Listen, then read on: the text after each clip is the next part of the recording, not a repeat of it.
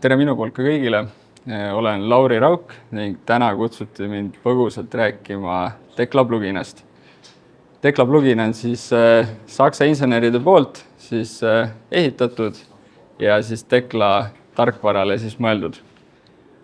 Kui ma 2 aastat tagasi eelmisel üritusel, mis oli samamoodi Priidu korraldatud, esinesin, siis mul oli esimese slaidi taustaks oli vektorijoone pilt, mis oli toona kõige suurem ehitusobjekt Eestis, kuhu sööki külmasele katkestid läksid. Sinna läksid betoon-teraskatkestid.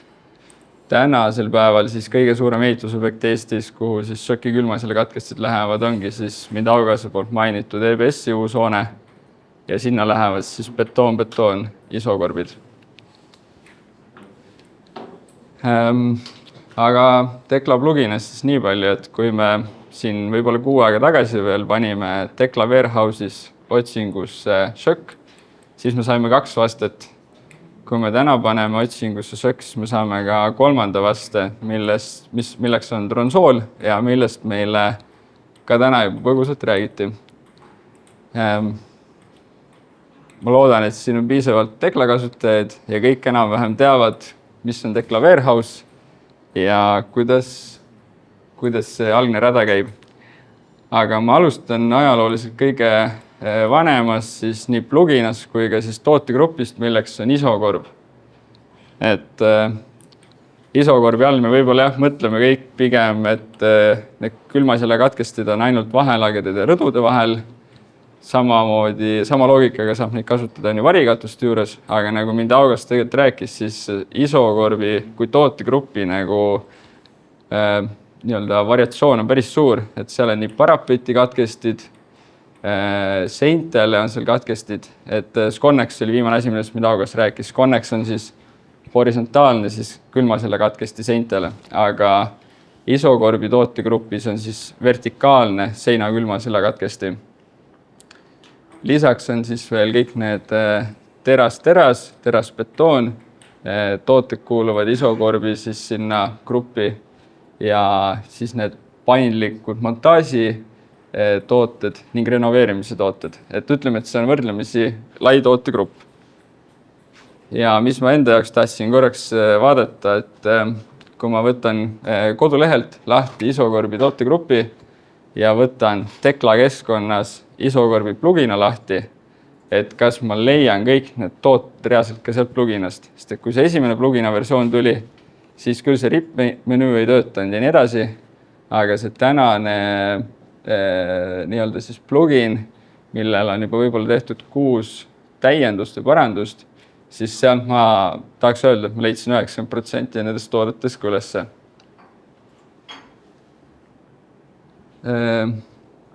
Kui me lähme isokorbi kui plugina sisestamise juurde, siis Tekla kasutajad teavad, et Teklas need komponendid jagunevad sisuliselt 4.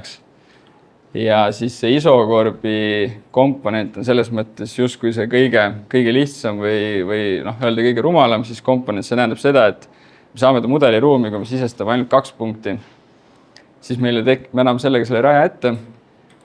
Varasema komponendiga võrreldes on see, et kui see rada on 2 meetrit pikk ja valitud isokorb on meetri pikk, siis sinna tekibki meil kohe 2 klotsi. Aga nagu me teame, siis isokorbid on need, mis paigaldatakse kas tehases monteeritavate elementide külge juba tehases või siis on need isokorbid, mida me tellime ehitusplatsile, mis on näiteks teras isokorbid. Et siis vastavalt sellele tuleb toimida, et kui me teame, et isokorbid on vaja teha, siis valada rõduplaadi sisse, siis meil tuleb käsitsi need klotsid liita sellesse cast unitisse. Aga kui me teame, et teras isokorbid, need on vaja platsile tellida, siis me saamegi nad justkui seal mudeliruumis õhku jätta. Ja minu silmis sisuliselt ongi meil vaja selles isokorbi aknast täita 3 välja. Esimeseks on vaja valida riik. Ja seda soovitan alati valida Saksamaa, sest et Baltikumis tootmisüksusi nagunii ei ole ja kõik, mis on saadaval Saksamaal, kõik see ka Saksamaalt Eestisse tarnitakse.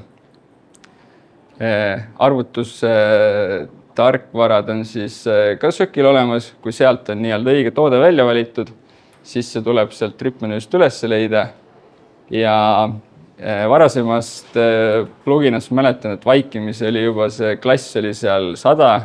Kui ma nüüd uue plugina alla tõmbasin, siis seal oli klass vaikimisi 4. Et see on täpselt see, mida siis iga ettevõte saab ise nagu määrata, kuidas nende enda süsteem on üles ehitatud. Et need külmasille katkestid on sisuliselt siis taridetailid, mis on ostutooted.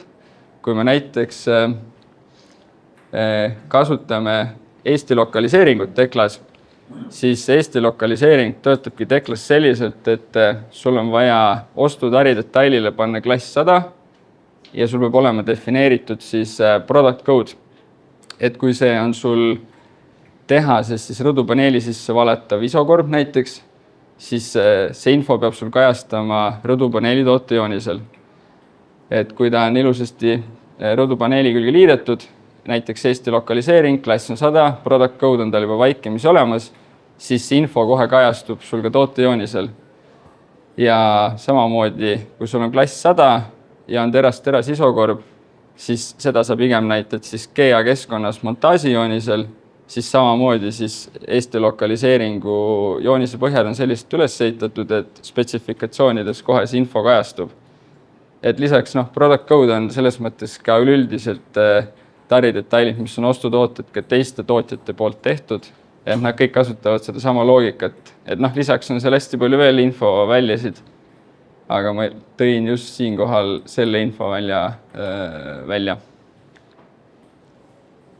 Liigume edasi järgmise vanuse mõttes siis selle teise tööriista juurde, mida saab siis Teklas kasutada. Isolingid on siis mõeldud on ju kolmekiiliste raudbetoonelementidele. Eelmistes ettekandades me saime aru, et tegelikult neid on ka erinevaid, on flipitavatele paneelidele, aga Eestis me ikkagi räägime siis ainult kolmekihilist seinapaneelidest, kus siis valatakse ära väliskoorik, paigaldatakse soojustus, läbi soojustuse pannakse isolingid ja siis valatakse sisekoorik sinna peale. Selle eelduseks on siis see, et sise- ja väliskoorikud peavad olema normaaltihedusega betoonist. Ja kui ma rääkisin, et eelmine komponent, mis oli isokorbile, oli see kõige lihtsam komponent, siis see komponent on juba sisestuse mõttes nagu palju targem, et ta on connection tüüpi komponent, ehk siis sisestamisel see kõigepealt valid väliskooriku, siis soojustuse ja sisekooriku. See, mida sa esimesena valid, see ongi siis selle plugina jaoks see, mida ta saab aru, et ma pean hakkama nüüd seal õhus hoidma. Ehk siis selle järgi ta, kuna see tööriist ise dimensioneerib need ankrute arvu, siis ta selle järgi, kui suur mudelis väliskoorik on, nii paksuse kui gabariitide mõttes, selle järgi ta siis hakkabki seda tegema. Et kui me sisestame teises järjekorras, siis me saame oluliselt rohkem, sest sisekoorikud on enamasti 2 korda raskemad kui väliskoorikud.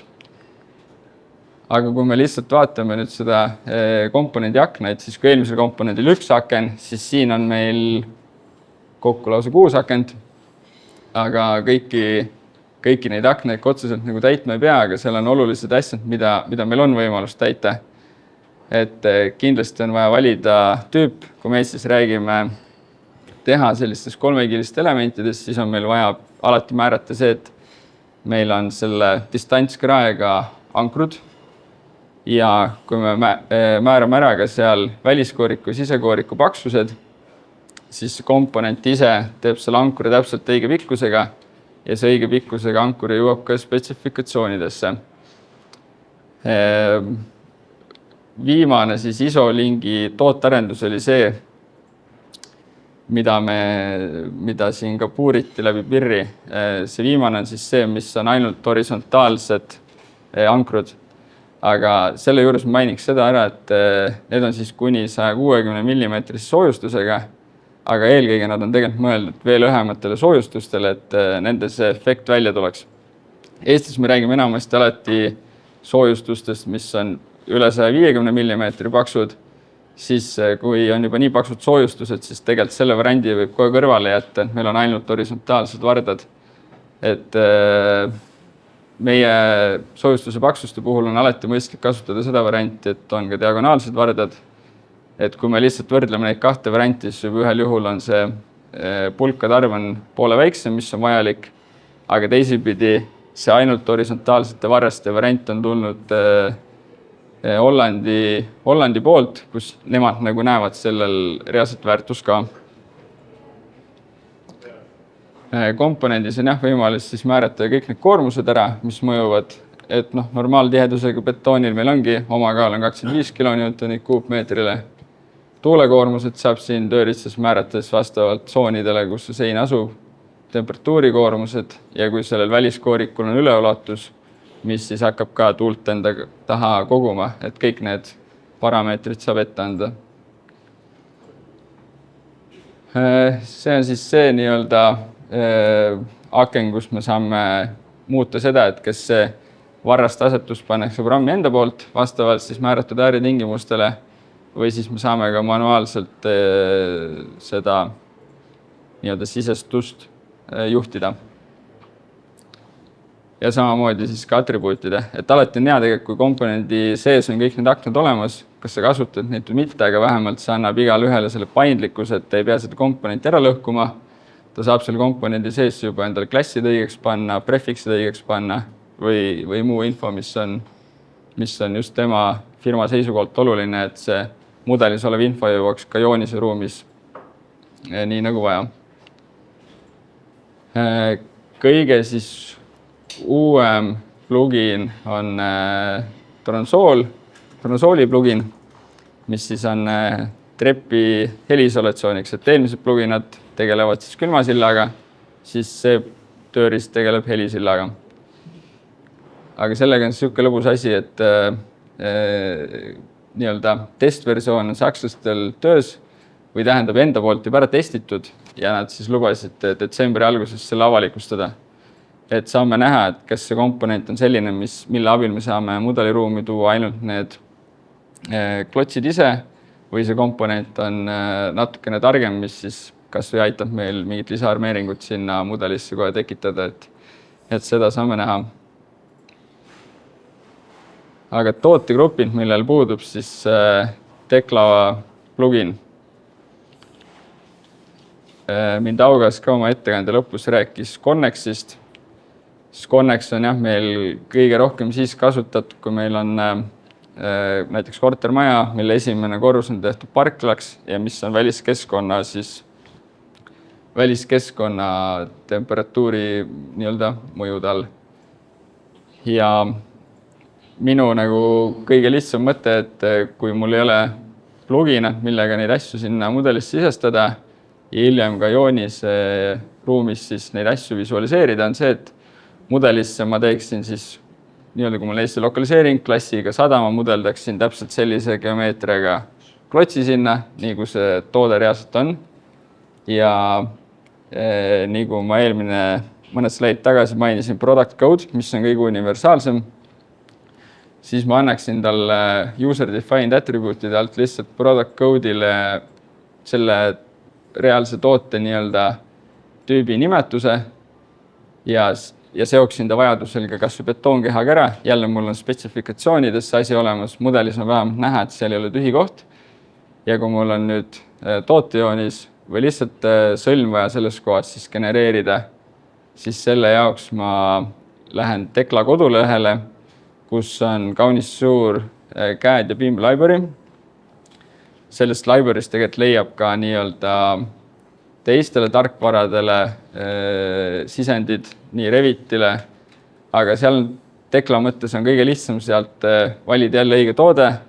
Samamoodi on nagu isokorbi rippmenüüs on tooteid sadu, siis CAD BIM library's on sadu ja sadu tooteid. Kui valides õige toode, me saame sealt alla laadida täpselt selle 2D ploki ja Teklasse on väga lihtne jälle sisse tuua siis 2D plokina täpselt seesama nii-öelda klots koos siis juba armatuuri ja detailiseeritud kujuga ning siis on meil ka joonise ruumis see sõlm nagu korrektselt lõpuni lahendatud. Aga nii ta saigi see ettekanne.